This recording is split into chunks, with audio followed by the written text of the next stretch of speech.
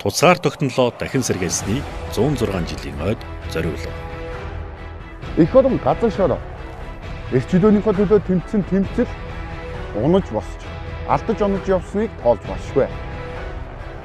Дулаан эзлэгчдийн эсрэг өрнүүлсэн тэмцэл үе үеийн их орончдыг түрүүлсээр иржээ.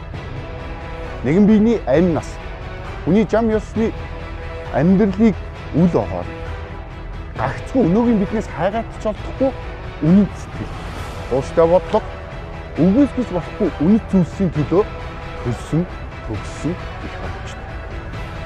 100 жил дамнуулан санж сэхэрх ёстой баатруудын эмгэнэлт бөгөөд басгүй бахархалтай гашуун сургамжид төв. Сэдв 360 нэвтрүүлэг 100 жилийн гэртээ тусаа тогтнолоо дахин олсон. Энэ өдрөөр түүнийг өдөртөн зохион байгуулсан их орончдын эмгэнэлт төгсөлийн талаар хэлэх.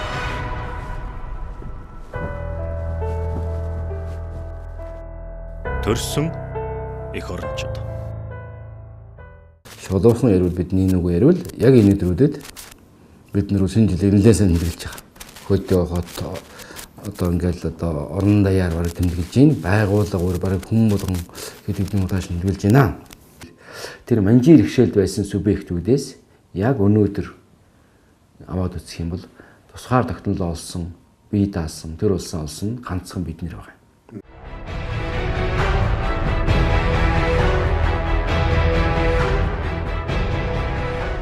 20-р зууны ихэнх үеийн тэр эсрэгэн жилүүдэд монголчууд богд хаанаар удирдуулан эрх чөлөөнийхэн төлөө тэмцэж 200 гаруй жилийн гүн ойрноосоо сэрсэн.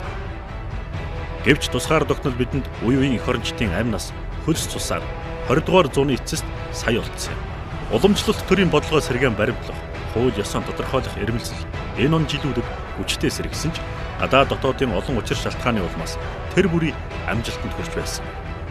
Эх гүрнүүдийн дарамт шагалтанд орох Монголын тусгаар байдал өндөг адил туйлын эмзэг байсан нь түүхэн үнэллээ. Нийгэм биеийг үл оогоорж тэмцсэн. Тэмцэл бол маш системтэй, маш эв нэгдэлтэй, маш зохион байгуулалттай явагдсны үр дүнд бол 1911 оны 12 сарын 29-нд тусгаар тогтнолыг тунхаглаж, сэргээн тунхаглаж тэгээд богд хааныг хаан ширээн дөргөмлөж Монгол улс өөрсдийгөө бие даасан гэдгийг дэлхийд дахин тунхагласан юм. 1911 21 оны үндэсний чөлөөний хувьсгалд оролцогчдын ихэнх нь бол лам, хувирах, хутаг, тувилгаадууд байдаг шүү дээ. За тэдэн чинь бол одоо юу гэдгийг тэр оюун санааны дээд ориглон тэр тухайн үедээ л одоо шашны боловсрал байсан учраас тэдгээр хүмүүс бол оройлон өдөр тэр хувьсгалд үйл явцад бол оролцож байгаа юм. Түүнээс хувьсгал байвал зөвхөн ноёныхоо эсрэг тэмцчээдэг ардууд эсвэл дандаа нэг ядарсан улсууд байдаг гэж ингэж бол ойлгож болохгүй. За гэтэл энэ үед яг 12 дугаар сарын 29-нд Монгол төмний үндэсний хамгийн том баяр болдог. Энэ баяраа бид мэдэхгүй умартаад бас нэлээд утсан саяхнаас тэмдэглэдэг болж байгаа. Энэ бол сайн хэрэг.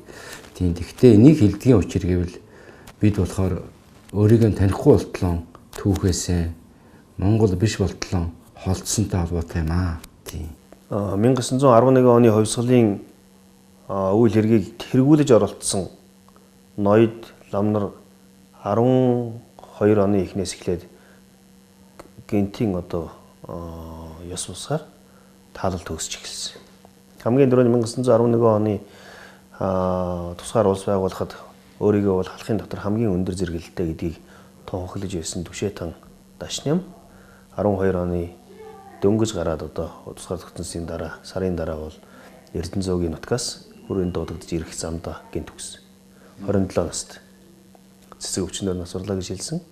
1913 онд бол Бентван гомчгсрон дараа нь одоо сангийн сайд байсан Түшэйт хан чагдэрж байна. Цэргийн яамны сайд Гомсрон Далаван Цэцэн хаан аймгийн Далавангийн хошууны засаг ноён байсан. 1911 оны хувьсгалын нөгөө эхлүүлсэн 7 хүний чинь бас нэг. Тэр бас 1914 оны хавар гинт нас барсан. Нас барахынхаа өмнө бол Оросын хүрээнд сууж исэн цэргийн заграгч Васильевтэй бол муудсан байт. Орлуулахаар одоо групп хэлгээжсэн тухай мэдээ бол байдаг. Гэхдээ Монголын энэ эв нэгдэл бие даасан байдал тусгаар тогтнолынхон төлөө цуцшгүй одоо тэмцэж байгаа энэ байдал бол бусад улс орнуудад бусад хүмүүст бол таалагдаагүй. Энэ бол яагаад таалагдаагүй гэхээр Монгол бие даах гэдэг бол аюултай. Монгол одоо эвтэй байх бол аюултай гэдэг энэ ойлголтын эхлэл бол энд бол хүчтэй байсан. За дунд дэрэг улсын одоо ерөнхийлөгчөөс өсвөлээд бэлэгсэлт, хах уул, дарамтлах, шахалт явуулах үе төм юм болж байгаа. Зөндөө олон одоо цахилгаан юм болж байгаа тийм айлгсан сүрдүүлсэн. Энэ бүхэн дээр бол яг өөрийн байр суурин дээр уучлаарай одоо Монгол хятад гэдэг бол соёл уламжил тас өөрөө, хэл яриа өөрөө, нэг гэртийн улсууд таарахгүй. Монгол бол хятадтай холбоотой байгаа, манжтай холбоотой байсан. За эдгээр холбооноос бол 11 оны 12 сараас тусдаа гарсан. За айл устдаа одоо хоёр улсын хувьд одоо дэрэгцэн орших хэрэгтэй гэдгийг бол яс маханда тул ойлгосон энэ дээр зогсож байгаа. Чин Ван хандад орж Далай ламыг даган ном эрдэм сурахаар алс газар утсан хүүг нь Чин улс зэрлэгээр цаазалж аавд нь хүүгийнхэн толгойг зоог болгон барьсан ч толгой гудайлгалгүй. Монхор хүүгээсээ хагцах хэцүүч Монголоос хагцаагүй цагт болно. Жагар төвд орноос хам хизээж залахгүй. Жанч хүүгийн даваанаас хойш шаах хамар хизээж гаргахгүй хэмээх алдарт үгээ хэлжээ.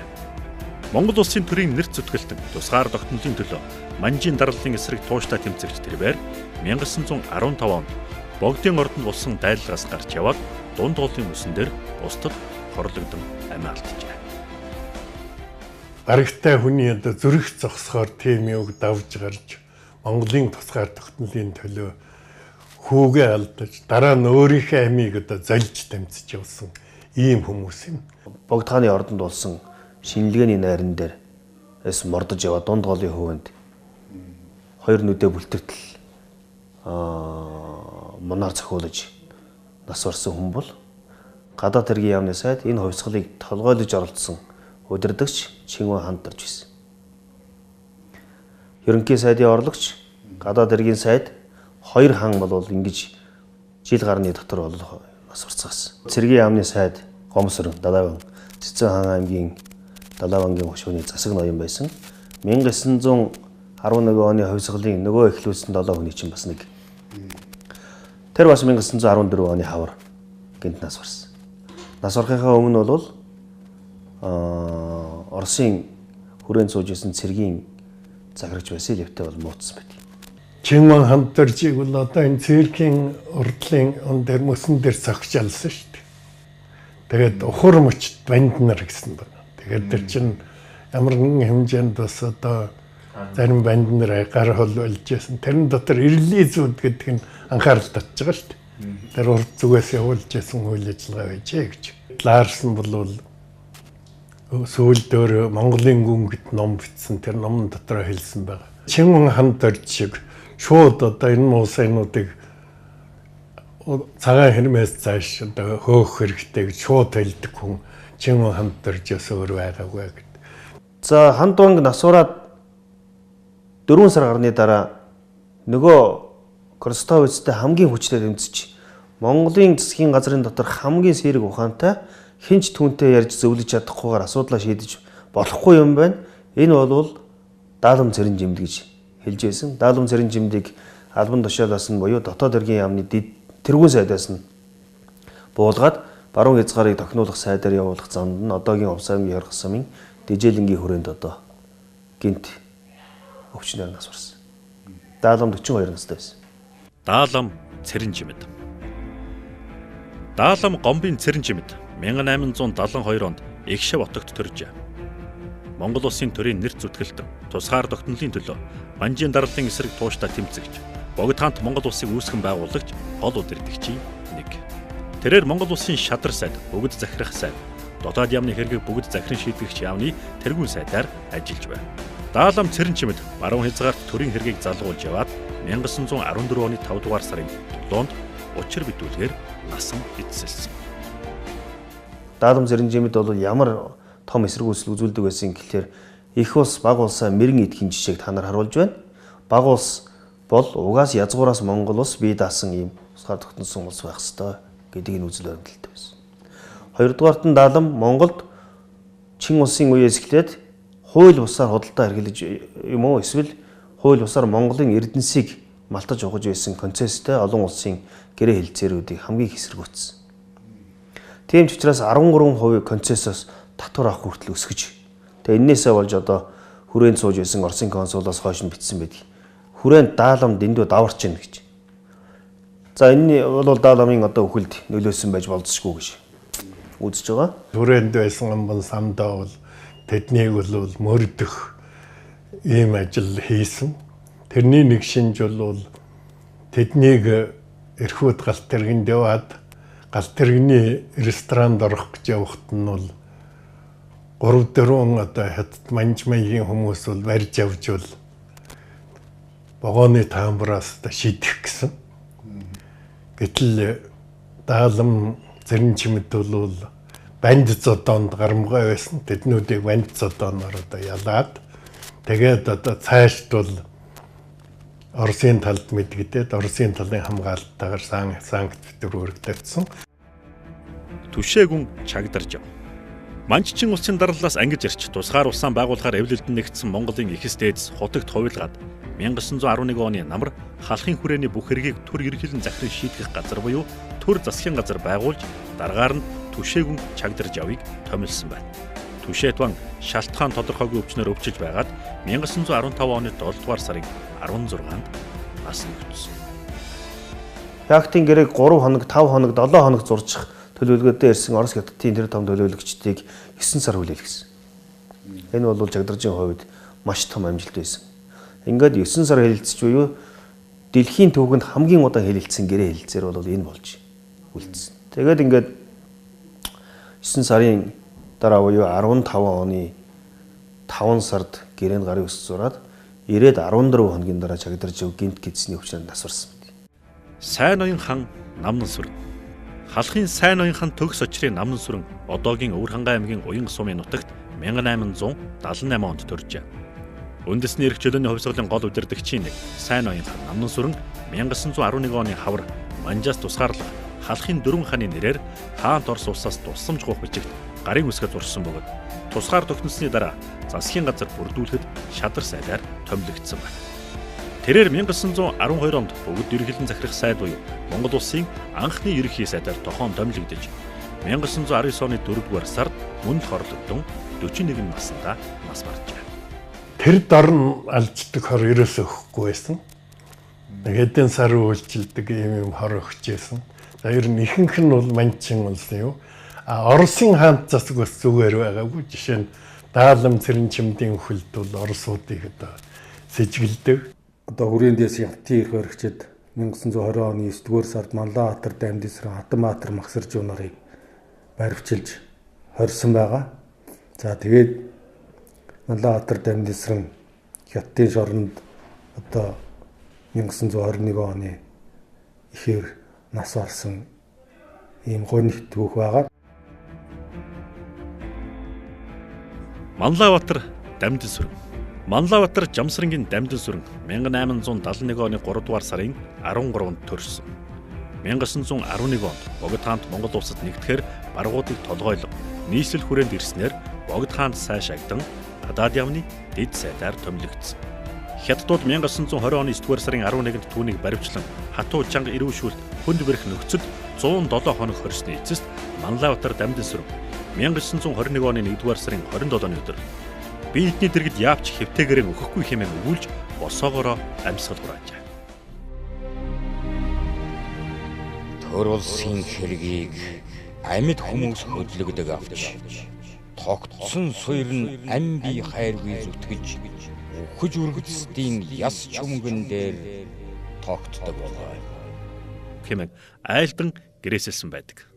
Ам мэдээгээр ч гэсэн зарим сурвалжийн мэдээгээр ч гэсэн Манлаатар Дамдисран бол Хятадын шоронд байхдаа байцаалд өгөхгүй.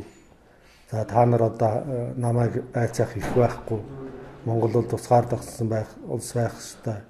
Бид нар таанд байцаалд өгөхгүй энэ төр гэж эсэргүүцсэн. Бас л нөгөө эрх чөлөөнийхөө төлөө тэмцлээ үргэлжлүүлж ийсэн. За тэр жайтгаа амьсгал хураахынхаа өмнө бол одоо би энэ хятадуудын дэргэд төвтэйгээр өгөхгүй босоогоороо өгнө гэд босоогоороо таалд өгсөн ийм мэдээ байдаг. Энэ бол юуг харуулж ийн гэхээр Манлаатар Дамдисран бол эцсийн ансгалаа хүртэл одоо их Монгол түмнийхээ тусгаар тогтол эрх чөлөөнийхээ төлөө тэмцэлд зориулсан юм аа гэдгийг бол харуулж байгаамаа. 11 оны хувьсгалын гол зорилго ч юм уу ерөөсө Монгол төрийн тусгаар тогтнолыг л олох гэдэг чинь. Монгол төр тусгаар тогтнох ёстой. Монголчууд тусгаар тогтнож өөрийнхөө хөгжлийн тэр одоо юу гэдэг гол дөрхтөө орно, хөгжлийнхаа зам мөрийг олно гэдэг тэр мэдчихсэн учраас тэр их бага баян дээд баг гэхгүйгээр бүгдээ нийлж тэмцэж байгаа байхгүй. Гүн хайсан. Богд хаант Монгол улсын үе үлрэн улсад туслагч гүн чин зүтгэлт баян төмрийн хайсан. Өвөр Монголын зостын чуулганы харчван гүнсэн норын хошууны түшмэл хүн.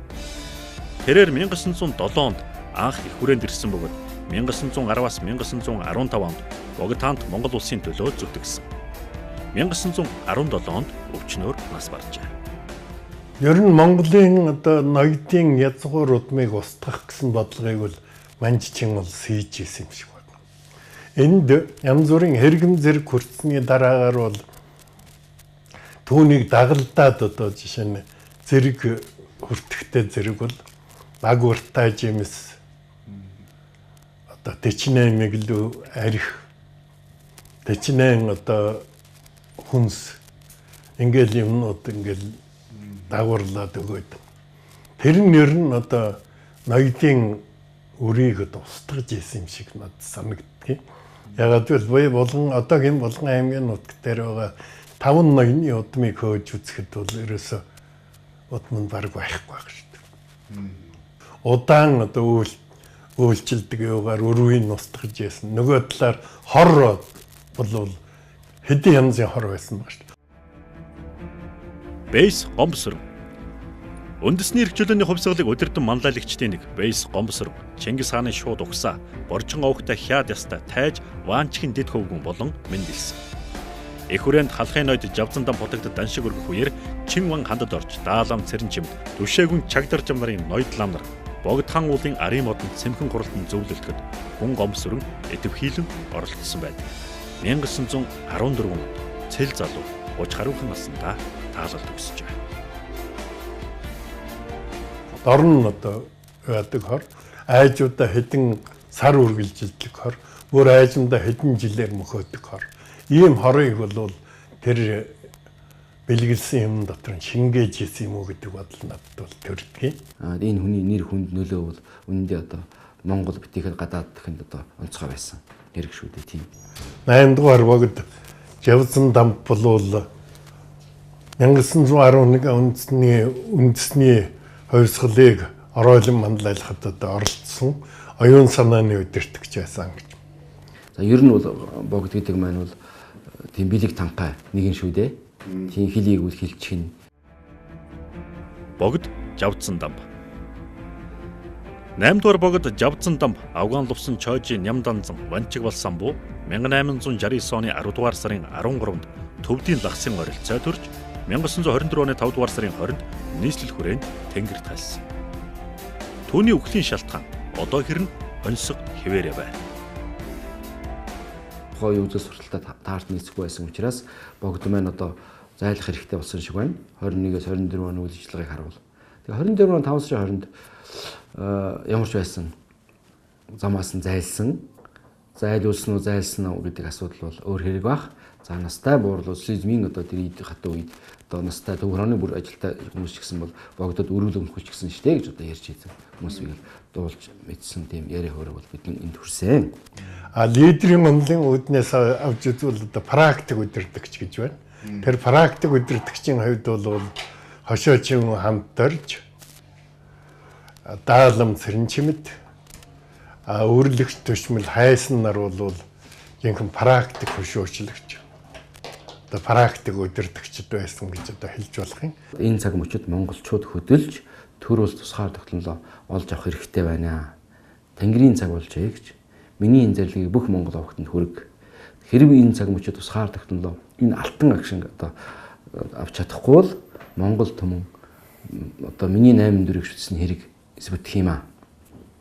За ингэж зарлиг болгосон. За тэгээ энэ одоо үндэсний тэмцлийг бол Богд өөрөө удирдах зохион байгуулж амжилтанд хүргэсэн. Ийм учраас бол 1911 оны 12 сарын 29 1911 оны үндэсний хувьсгалд энэ амжилт олсны үндэс бол хоёр их гүрний энэ одоо шахал тавьчлалтын донд Монголын үндэсний эх орон жүлэлтэй удирдагчид бол чадварлаг тоглосны үр дүнд бид энэ өдий зэрэгтэй гарсан. Тийм учраас эдний гавьяаг бол нэн хүндэтгэлтэй одоо хандах ёстой. Крстович хэлсэн. Бинт Чингон гончгсрын зайлуулах хэрэгтэй гэж. Өөрөөр хэлбэл одоо Оросын хамгийн хүчтэй дайсан байсан. Өөрөөр хэлбэл Бинтон Монголын хувьд бол тусгаар тогтнолоо хамгаалагч байсан. Ингээд Крстовичийг гаргаж өгөх найран дээр хорууж 27 наснда нас баргаад Крстович өдрөгийн тэмдэглэл бичсэн байдаг. Бодвол надтай холбож байгаа үз гэж. Оросын Крстовичд бид нэр хөшөө усгажээ. Гэтэл өнөөдөр тусгаар тогтнолыг маань дахин сэргээхэд өдөрдөн оролцсон ам бие зориулсан тэдгээр хүмүүсийн хөшөө Улаанбаатарт байна уу? Бид хүнд зориулж хэний төлөө хэний тэмцлийг үгүйсгэж ямар хүмүүст хөшөө усгаад байна вэ? Богдод өчөө усгоосон богдын үнэн түүхийг түүх одоо шашрал үннээр нь тусгаасаа билээ гэсэн үгнээс хандаасаа билээ гэж бодож байгаа юм. Энэ манай залуучуудын сэтгэл зүрхийг, залуучуудын одоо юу гэдгийг мэдгсэн мэдлийг заавал савлуулад байна гэж хардаг шүү. Албаар тэг савлуулад байгаа юм шүү. Тэр 11 оны хувьсгалын тусгаар тогтнолоо хамгаалж тэмцэж байдгийн шавхаж байсан даалам цэрэн жимэд Бинтон гончгсрын 5 яамны сайдыг юу ч биш юмнууд гэж ширээн дээрээс найрамдлын гэрээг нь авч шидэж исэн Крстовичийн хөшөөг Эрцэнкагийн үүдэн дээр босгоод хэлсэн баг. Энд чинь тусгаар тогтнолоо бид нэр яаж хандаж байгаагийн ганцхан жишээ. Ямар нэгэн байдлаар бидний мэдлэг, бидний ойлголтыг савлуулах гэсэн хүчин зүйл байна уу үгүй юу гэж бас би хардах талдаа хүрж байна. Зүгээр 11 оны үндэсний хувьсгалын удирдагчд бол ерөөсөө дараагаар бүгд ямар нэгэн хэмжээгээр амийн нэгүт үйл ажиллагаа болсон. Энэ бол одоо Хятадын засгийн газрын бодлоготой одоо холбоотой энэ бол гарцаагүй юм. 1911 оноос эхэлсэн Монголын үндэсний тусгаар тогтнолын хөдөлгөөн бол монголчуудын 20-р зууны туршид 21-р зууны өнөөдрийн одоо бид 21-р зуун болохоор 20 гаруй жил явчлаа.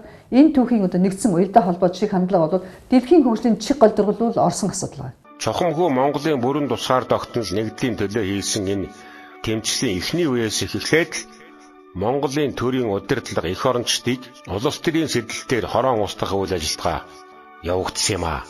1913-аас 1919 он хүртэлх энэ 6 жилийн дотор Монголын эрх чөлөөний төлөвөний санаачилж эхлүүлсэн, оройлон манлайлж явсан дундад иргэн улс хаант Оросын төрөмгийн бодлогын эсрэг Монгол төмнийхөө тусыг бодод тэмцэж явсан олон 10 ноёд сурвалж тунгууд ар араасаа учир битүүлэг нас орсон. Ийхүү тусгаар тогтнолын төлөө тэмцэгчид сэл залуугараа өөд болцоожээ. Их гүрний Монголыг хуваан эзлэх гэсэн төрөмгийн зан тусгаар тогтнолоо дахин сэргээхээр эрслэн болсон удирдагчдыг нь хорооход чиглэж байж. Энэ өдөр энэ их чөлөө эдгээр их орончдын амь нас яс тусан дээр өндийн болсон юм. Дуусгаагүй зориг дутуу оргисон хүсэл мөрөөдлийнх нь үр дүн өнөөгийн бид.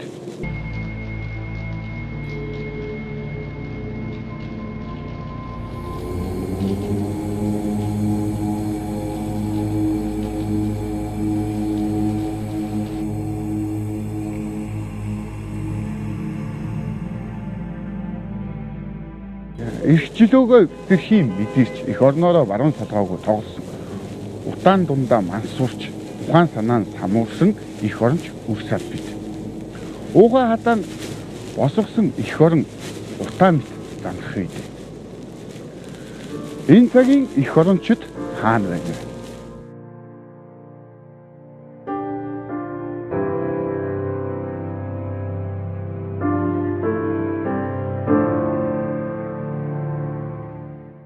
Энэ бол Монголын түүх. Энэ бол бидний сэргэн мандлын түүх. Энэ бол Монгол улс өнөөдрийн дэлхийн давцан танигдаад өнөөдөр Монгол хүн гэж иргэний үнэлгээ бариад гадагшаа дотгошоо явж байгаа иргэд та бүгд энэ 11 онд бид нар одоо энэ үндэсний эрхчлөөний хувьсгалыг ялаагүй байсан бол энэ гадаад паспорт өртлөөд одоо дуртай газараа боловсрал эзэмшээд улс орныхоо төлөө хүчин зүтгэх асуудал бол байхгүй л байхгүй юу. Өөрөөр хэлбэл 1990 21 оны хувьсгалын өв нь бол 1911 оны хувьсгал мөн гэж ингэж ойлгож байна. Монголчууд мөнхийн эрх ашиг байгаа. Энэ бол монголчуудын язгуур эрх ашиг.